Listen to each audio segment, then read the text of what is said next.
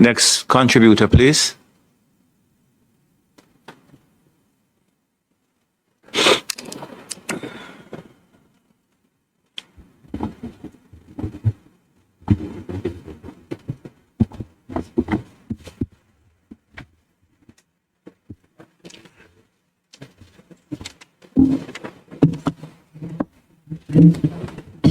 Party. Senator Small Ferguson.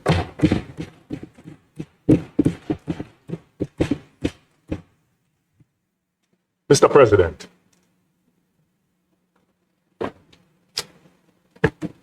I rise to contribute to the debate on the National Reconstruction and Resilience Authority Bill 2026.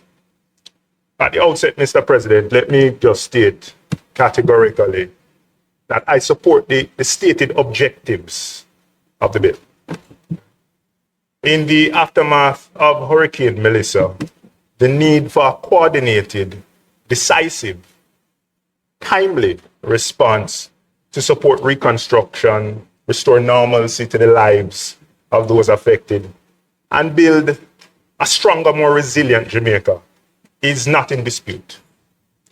Indeed, Mr. President, the Memorandum of Objects and Reasons states that the bill seeks to establish the National Reconstruction and Resilience Authority and a statutory framework for, and I quote, the efficient, coordinated, and transparent management of extraordinary, time-bound reconstruction and resilience efforts to focus on building back better to withstand future climatic and geophysical events, to create a more robust, climate-resilient infrastructure, encouraging better land use planning, to expedite private and public-private investment in priority sectors that address the structural economic vulnerabilities exposed by Hurricane Melissa, and to enable growth and diversification of Jamaica's economic base.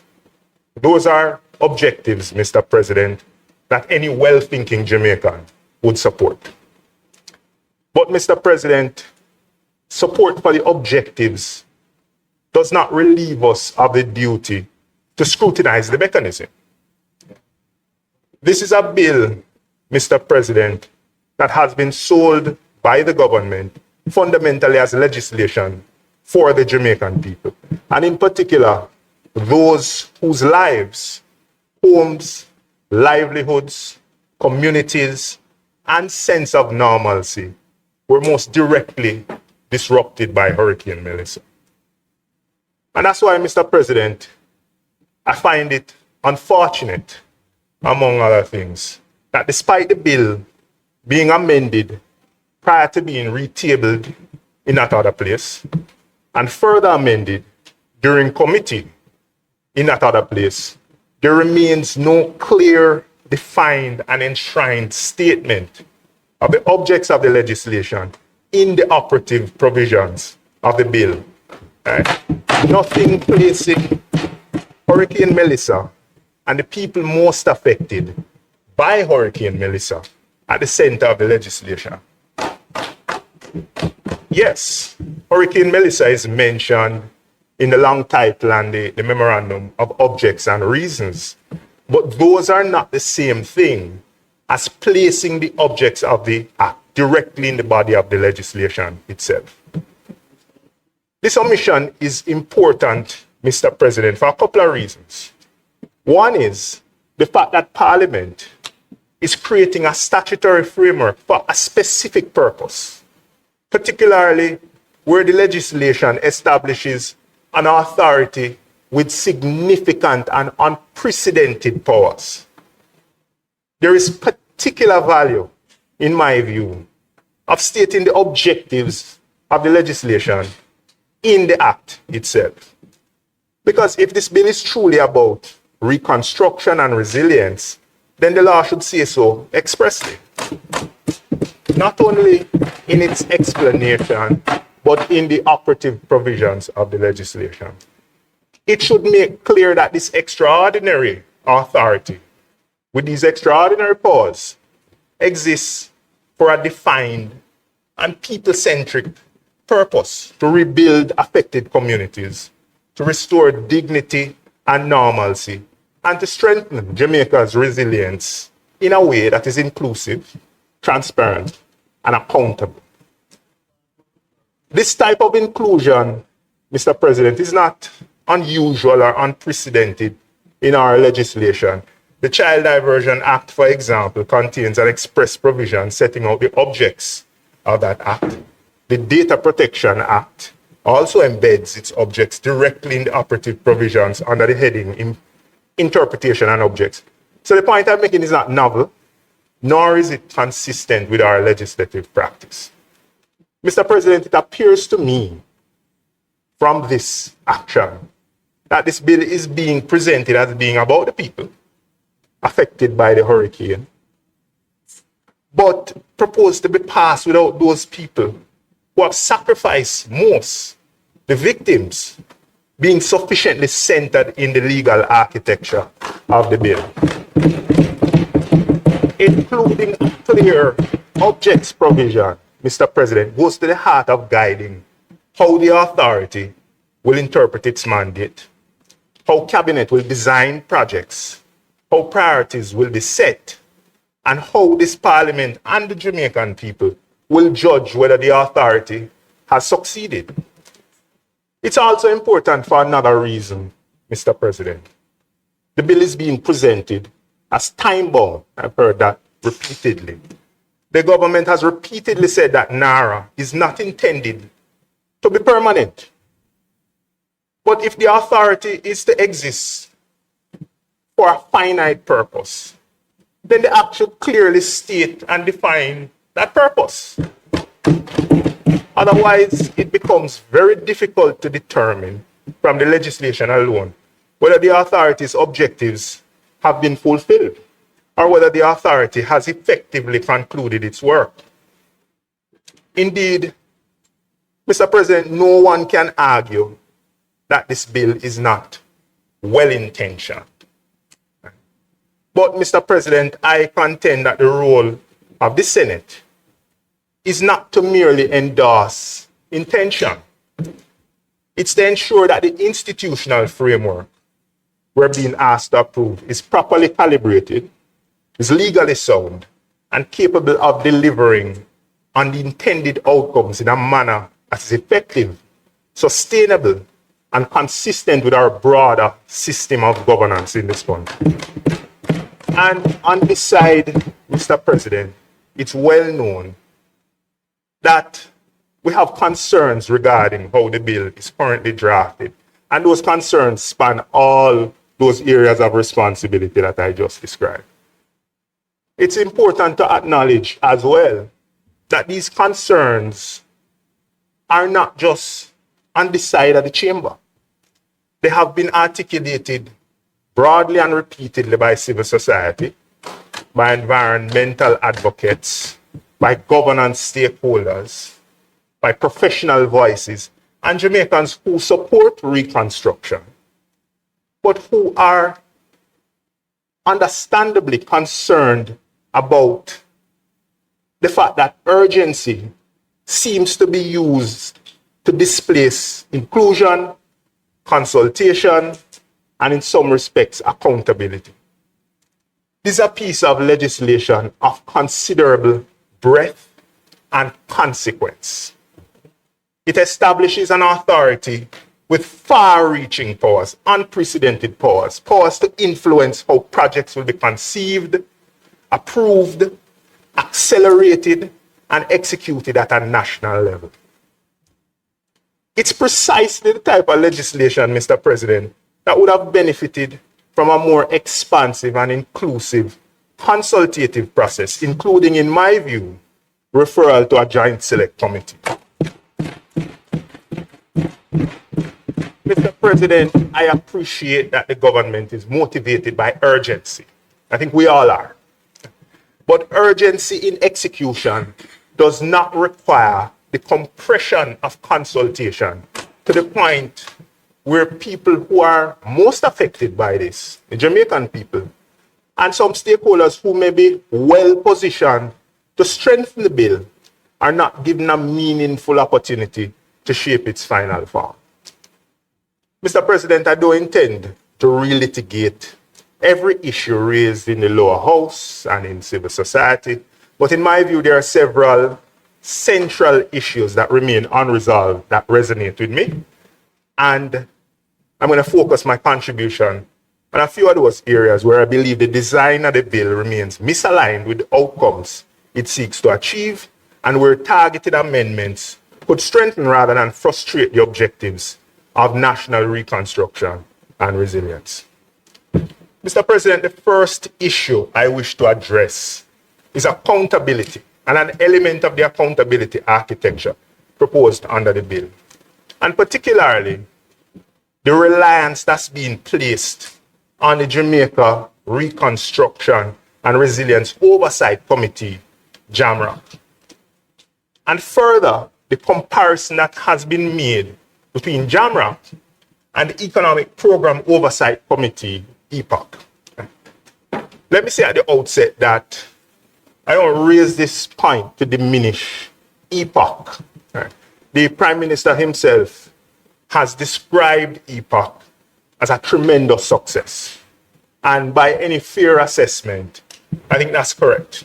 EPOC was, I think, one of the more effective public oversight mechanisms in Jamaica's history. Yes. Indeed, the concept was lauded by the IMF, and it was at a time when this mechanism was critical for building confidence, for communicating progress, and for supporting public discipline during a very difficult period of economic adjustment. It's important to recall as well, and to put on record, that this was conceptualized and implemented under the last PNP-led administration as part of a broader holistic reform program that sought to rescue an economy that was at the time teetering on the edge, to restore fiscal credibility, to restore confidence, and to place Jamaica on a more disciplined and sustainable economic path, which we're still on today. Right? So we're reaping the benefits of that decision. But Mr. President, if EPOC is being relied on as a precedent, then we must be precise about what EPOC was and what it did and the environment in which it operated. We can be selective about the comparison. EPOC didn't exercise any statutory power. It didn't approve any spends, any projects. It did not direct any agencies. It did not enter into any contracts. It didn't override or influence any regulatory approvals. What EPOC effectively did was monitor the country's performance against a macroeconomic program that was already constrained by very significant guardrails. Right? At the time, Jamaica was operating within the framework of an IMF program. There were agreed targets with the IMF. There was ongoing oversight by the IMF itself, quarterly targets to meet and quarterly oversight. There were defined fiscal and macroeconomic benchmarks to meet. And importantly, Jamaica also moved during that period to legislate fiscal rules which imposed a legal discipline around the management of public finances. Right? So it was entrenched in the law that we needed to be fiscally responsible. In that context, Mr. President, I contend that EPOC was not the source of discipline in the system. It monitored it, it commented on it, but the system was already disciplined by binding fiscal rules, agreed IMF targets, and continued IMF oversight. So the distinction between the operating environment that EPOC enjoyed and what we're looking at now for JAMRA is important. EPOC helped Jamaicans to understand whether the government was meeting agreed benchmarks. It helped to maintain confidence in the reform, and that was very important. But it was not responsible for executing the program, and it was not responsible for exercising the powers of the state. NaRRa is different. NaRRa is not being established to merely monitor government performance or activity. NaRRa is being established to act autonomously. It's being established to prepare, implement, and oversee reconstruction and resilience projects at a massive scale. It's being given the ability to procure goods, work, services. It's being given a role to coordinate approving entities. It's being given powers to issue directives.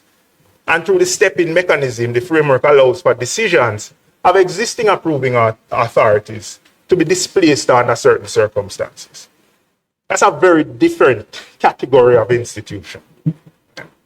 So, Mr. President, in summary, EPOC monitored power and NaRRa will be exercising power. And once we're dealing with an institution that exercises statutory power, particularly power of this breadth and consequence, I'll say it again, the accountability framework must be stronger than the external oversight committee that is being proposed to stand outside of the legislation that underpins the institution. And that brings me squarely to JAMRA. The government has placed significant emphasis on JAMRA as part of the accountability framework for NaRRa. And I personally don't doubt that an oversight committee comprised of credible Jamaicans can add tremendous value to the execution. As EPOC has shown, public reporting, independent commentary, and broader stakeholder engagement can really help to build confidence around a national effort. But there's a fundamental problem, Mr. President, in my view. JAMRAC is not established in the bill. It's not recognized in the bill. Its mandate is not defined at all in the bill. Its right to information is not set out in the bill. Its reporting obligations are not set out in the bill.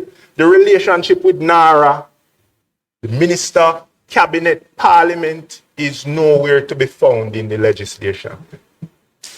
It becomes even more important when you read Section 14 of the bill, the confidentiality provision. The provision places a duty of secrecy and confidentiality on persons having an official duty under the Act or being employed in its administration. Disclosure is only protected where it is permitted or required under the Act or any other law. So the practical issue is this. If JAMRAC is not identified under the Act, what is the legal basis upon which NaRRa information is going to flow to JAMRAC? If JAMRAC is going to provide any meaningful oversight, what information will it receive? Who decides what it receives? Will it have access as a right? Or will it only be discretionary? Will it be able to examine details, project-level information, procurement information, directive-related information, and material implementation issues? Or will it be limited to information curated for public consumption? These questions are important because the Jamaican people are being asked to trust an authority with extraordinary powers at an extraordinary moment. The trust cannot rest only on assurances. It must be supported by law, structure, access to information, and clear reporting. Mr. President, this is where the comparison between EPOC and NaRRa does not carry as far as the government would suggest. EPOC could function without legislative teeth because it was monitoring performance within a macroeconomic framework already supported by agreed targets, IMF oversight, and legislated fiscal rules. JAMRAC is being presented as a central plank of oversight for an authority that will exercise significant legal, operational, and financial powers. That requires a different architecture, in my view. Mr. President, we must distinguish between what is meant by oversight and governance. Oversight is just one component of governance. It happens after the fact. It reviews, it reports, it comments, it scrutinizes. But governance, on the other hand, shapes decisions as they are being made. It sets parameters, it tests assumptions, it manages conflict, it reviews risk, and it ensures discipline before decisions are taken. So, this bill contains a lot of after-the-fact mechanisms. There are reports, audits, parliamentary tabling. There's Auditor General who can access information, yes? Those things are important, but they do not fully substitute for governance within the institution at the point where decisions are being made. This is particularly important because NaRRa is not a small administrative office. Right? And we've heard that this model under which NaRRa is being created is replicated throughout our system. But there is no true comparable. It's going to interface with resources and stakeholders at a scale that we've never seen before. So, this is precisely why we need to ensure that the accountability framework is embedded and the accountability framework is credible. Mr. President, I don't want anybody to leave with the impression that I'm saying that JAMRA is undesirable. My point is that if JAMRA is going to be relied on as a meaningful part of the accountability architecture, it should not be left outside of the four corners of the legislation. Mr. President, at a minimum, the bill should recognize JAMRA. It should seek to define its mandate, specify its access to information, and remove any ambiguity that exists there. It needs to provide for reporting to Parliament, and it needs to clarify how it will interact with these confidentiality provisions. Alternatively, if the government is unwilling to place JAMRA squarely in the Act, it needs to be strengthened to include more robust internal and parliamentary accountability mechanisms. As currently framed, Mr. President, we're being asked to accept a structure where significant statutory power is being placed in NaRRa, but the principal oversight mechanism being used to justify that concentration of power has no statutory footing.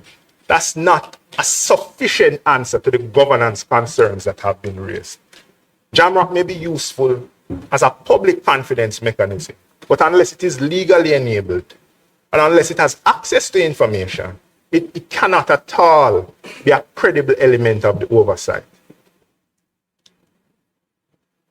The lesson, Mr. President, from EPA is not that oversight bodies never need the law. The lesson, Mr. President, is that oversight works when its surrounding framework is clear, disciplined, and credible. And I contend, Mr. President, that for NaRRa, the surrounding framework is still being created.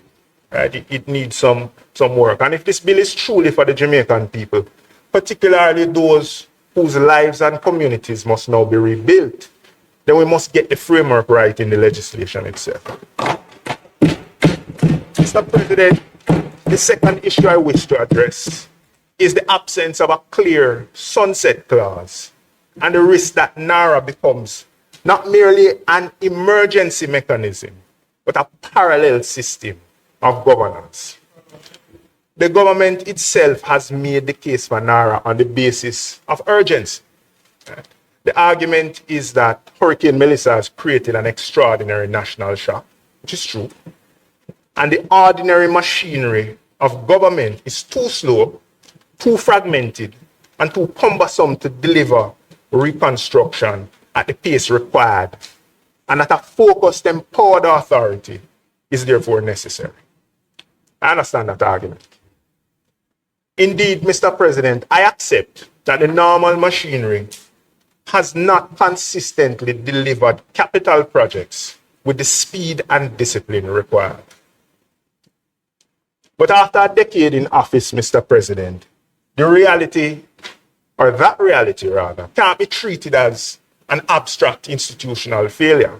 Right? We speak about it as though it's something that we have no control over. Right? The government has had substantial time, Mr. President, to address weaknesses in execution, project preparation, procurement approvals, and delivery. If the government now asks the Parliament to approve an extraordinary mechanism because the existing system is too slow, I believe Parliament is entitled to insist that the mechanism remains tied to the emergency that justified it. NaRRa must therefore be treated like an emergency tool. It must be tied to the event that justified its creation.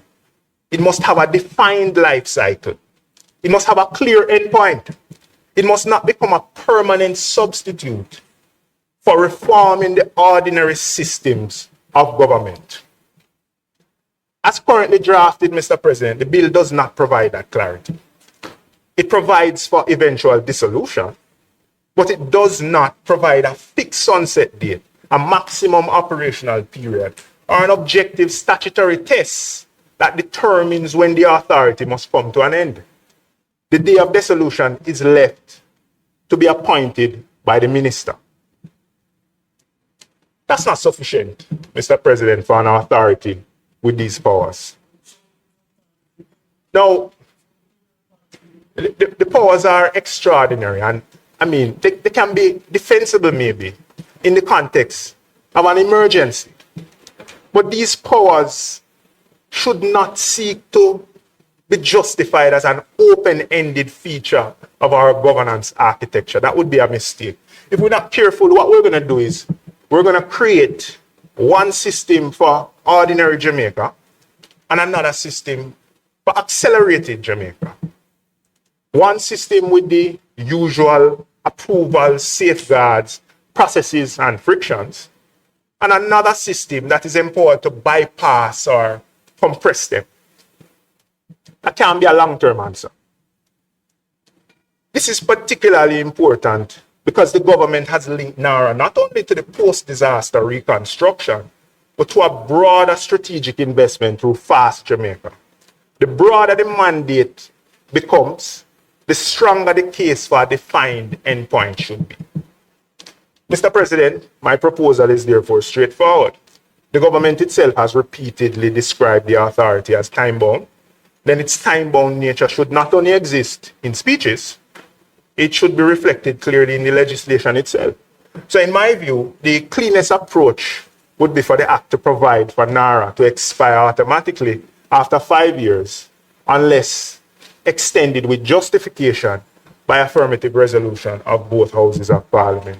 5 years is not an unreasonable period. It's long enough to allow the authority to mobilize, plan, procure, coordinate, and deliver a meaningful reconstruction program. And there's an off-ramp described in the legislation itself that will allow for projects that are in progress to move into the normal system of government in transitional arrangements. It would be a clear signal to the Jamaican people that these extraordinary powers are temporary and that they must be justified again if they are to continue beyond the period. Right? And there is an alternative approach. The life of the authority could be tied to the substantial achievement of the objectives for which it was created. But of course, for that to work, the bill would first need to include a clear provision setting out the objectives of the authority, which it does not have currently. Once those objects are clearly enshrined in the legislation, then the legislation could provide for the minister to certify that the core objectives of the Act have been satisfied and subject to affirmative resolution of both houses of Parliament that could trigger a dissolution. What should not happen, Mr. President, is that the authority continues indefinitely simply because the minister has not appointed a day of dissolution. A sunset clause is not a procedural nicety. It's a necessary safeguard, in my view. It's a mechanism to ensure discipline. And it's a signal that the Parliament understands the difference between an emergency response and permanent governance. Mr. President, the third issue follows naturally from the second issue. By the government's own admission, the ordinary machinery of government is too slow, too fragmented, and too inefficient to deliver reconstruction at the pace that is now required. Even it has been said that it's too fragmented to deliver at the ordinary pace that the country requires. And this is a serious admission. And I contend, Mr. President, that the consequences of that admission needs to go beyond just the creation of NaRRa. If the normal system is too slow, we shouldn't simply create an extraordinary authority to operate around it. We should also require a program to fix it. Mr. President, this bill creates NaRRa and gives it extraordinary powers. But I contend, Mr. President, that it's deficient in that it doesn't require a parallel program to identify the bottlenecks, the reforms in process, the strengthening of institutional capacity that will leave Jamaica with a better framework once NaRRa has done its work. Mr. President, if the bill is genuinely about resilience, the resilience cannot only be physical. It cannot just be roads and bridges and schools. It must also be institutional. A resilient Jamaica must have institutions that can plan, approve, finance, procure, and implement public projects without requiring workarounds. So we need to fix the normal system. The bill should therefore, in my view, Mr. President, require a parallel reform program focused on improving the ordinary machinery of government. That program should be visible, Mr. President. The country should not be asked only to look at what NaRRa is building, but the country should also be able to see what Jamaica is learning. We should know whether approval timelines are being reduced in the ordinary system, whether procurement and project preparation is being improved, and whether the agencies that we've identified as being too slow are being strengthened. And I contend, Mr. President, that this parallel program would not at all delay reconstruction, but it would leave Jamaica in a much better place. Mr. President, the goal of this legislation should not be to build a bypass. The goal should be to repair the road as well, the ordinary road that all of us have to drive. And when this period ends, Mr. President, Jamaica shouldn't simply have been rebuilt. Jamaica should have had better institutions coming out of it. Mr. President, before I close, I want to briefly engage with some of the arguments advanced in support of this bill, particularly some of the arguments that have been made by Honorable Minister Maurice Dixon in her opening contribution. I don't intend to respond to each of them point by point, but there are a couple of them beyond what I've touched on already that I feel like I need to engage with. Firstly, Mr. President, is the framing of the bill as a response to bureaucracy and weak delivery. Mr. President, the minister presented the bill as being necessary to respond to the failures of the ordinary machinery of government to deliver. Right? And the example that she used was an ordinary delivery. It wasn't an express delivery.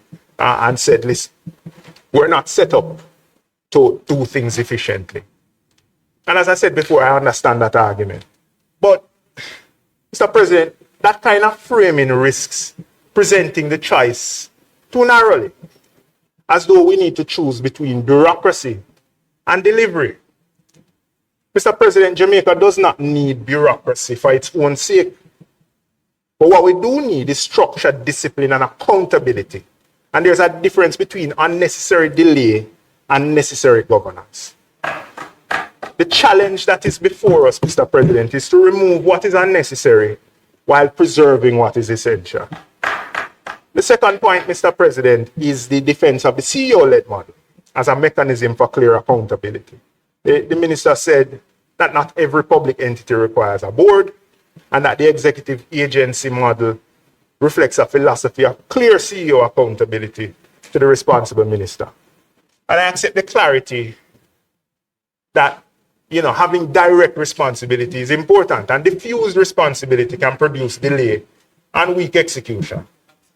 But Clear accountability does not require the removal of governance. Mr. President, in the private sector, the suggestion that a CEO becomes more effective by removing the board, removing risk oversight as a requirement, leaving reporting to discretion, that suggestion would be laughable. And I'm sure, Mr. President, that Senator Duncan would not disagree with me, even if it's at pains to agree with me. A CEO is not made effective by weakening the systems around the office, Mr. President. A CEO is made effective when their authority is clear. And they're made even more effective by a surrounding governance framework that's strong. And the same principle applies here, Mr. President. Again, NaRRa is not an ordinary arm of government. It's going to be at the center of a lot of activity. And it requires more responsibility, Mr. President, than personal accountability. It requires an institutional architecture. Mr. President, the third issue follows naturally from the second issue, which is the suggestion that the bill contains a sufficient multi-layered oversight framework. And I mentioned before the difference between oversight and governance, right? And the minister emphasized that the oversight for NaRRa is multifaceted. Cabinet, the minister, audits, auditor general, and these mechanisms are very important. But the existence of multiple points by itself, it doesn't answer the design concern. Cabinet approval is not the same thing as institutional governance. Audit is not the same thing as real-time decision-making discipline. Parliamentary scrutiny is after the fact. It's not the same as structured accountability at the point where decisions are being taken. So the real issue is one of adequacy. It's whether the framework is strong enough to cover up the kind of power that NaRRa will exercise, and whether it can sustain public confidence as decisions are made quickly, at scale, with significant consequences for the Jamaican people. Mr. President, several examples were made and comparisons were drawn with other jurisdictions: Dominica, New Zealand, Japan, Peru, others. So the concept is not novel, and the comparisons are useful. But we must take the full lessons from them, Mr. President. The lesson is not only that these countries created these special reconstruction bodies after the disaster, but the fuller lesson is that where they created these powerful special purpose reconstruction bodies, they also address governance, reporting, statutory purpose, public confidence, and institutional transition. They did that all at once. Dominica's framework, for example, included a more layered institutional structure with policy direction at the top, supervisory mechanisms, audit and risk oversight, and execution capacity operating within a defined framework. The New South Wales model also provides a useful example where it's CEO-centric, but there is an advisory board and a structured interagency coordination. These models recognize that speed and structure can reinforce each other, Mr. President. And Jamaica should not borrow just the idea of creating this very powerful entity without taking the governance along with it. Mr. President, in closing, I return to where I began. The stated objectives of the bill are worthy objectives. The people who suffered most from Hurricane Melissa deserve urgency. They deserve competent execution. They deserve homes restored, communities rebuilt, roads repaired, schools repaired, health facilities strengthened, livelihoods protected, and normalcy returned. But they also deserve a reconstruction framework that they can trust. This bill is not simply about creating an authority. It's about how the state exercises extraordinary and unprecedented power in an extraordinary moment. And when Parliament is being asked to confer that extraordinary power, I think we need to insist on extraordinary accountability. The amendments that have been proposed, suggested, both in the other place and externally, and that will be suggested today, in my view, are practical. They're targeted and they're consistent with the government's own stated objectives. If this bill is truly about the aftermath of Hurricane Melissa and the people most affected by it, then let's place it in the bill. If JAMROC is to provide meaningful oversight, then let us give it some legal footing and ensure that it has access to information and reporting obligations. If NaRRa is intended to be time-bound, then let us make it time-bound in the act. If the ordinary machinery of government is too slow and fragmented, then let's require a visible program to fix it. None of these things will delay reconstruction. Like there's an argument that if you are constructive about the bill, then you are opposite to reconstruction efforts. And I want to dispel that argument. Right? None of this prevents the government from acting with speed. None of this weakens the response and the ability to respond to the emergency. They simply ensure that the speed is accompanied by structure. The flexibility is accompanied by accountability.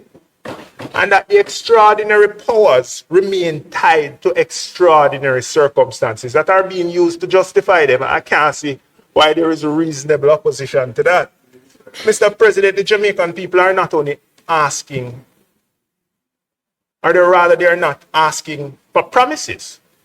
They're asking for delivery that they can see. They're asking, Mr. President, for systems that they can trust, for safeguards that continue to protect the public interest. One of the most important tests of this legislation will not only be what NaRRa will build, but will be whether Jamaicans believe that what is built was delivered in a transparent, fair, efficient way, and that whatever was built and delivered was in their interest. Because this reconstruction thing is not only going to be a physical exercise, it's going to be an exercise of public trust. You see, the biggest exam probably that we have taken as a country.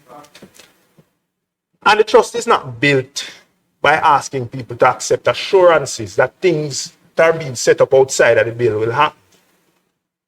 It starts with how we construct the law, the structure, the reporting, the transparency, the accountability.